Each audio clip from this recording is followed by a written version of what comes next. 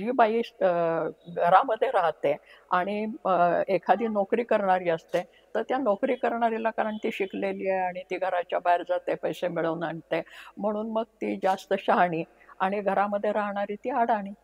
आणि म्हणून मग आमच्या सगळ्या जुन्या बायका अडाणी होत्या. अशा प्रकारचा आमचा समज. त्यांना अडाणी समजणाऱ्या आम्ही अडाणी आहोत. कारण त्यांच्याजवळ जे निरीक्षण शक्ती होती, पारख होती. जगण्याची पारख, जीवनाची पारख. म्हणजे आता आधुनिक तुम्ही म्हणता, की स्त्रिया शिकायला लागल्या आणि त्यामुळे मग आपण गुलामगिरीत आहोत वगैरे त्यांना कळायला लागलं. असं काही नाही हो. पहिल्यापासून बाईला माहिती आहे. आणि त्या त्यांच्या ओव्यांच्या मधनं, गाण्यांच्या मधनं, उखाण्यांच्या मधनं, बोलीमधनं हे फटाफट फटाफट बायका बोलत आलेल्या आहेत. फक्त आम्ही त्याच्याकडे लक्ष दिलं नाही.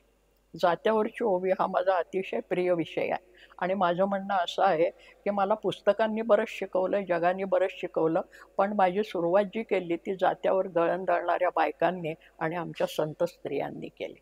दिसायला या सगळ्या तुमच्या भाषेत अडाणी होत्या. म्हणजे त्यांना लिहिता वाचता येत नव्हतं.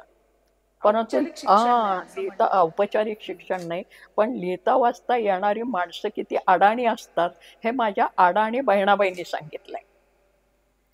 अरे मानसा परी माणूस राहतो रे येडा जाना.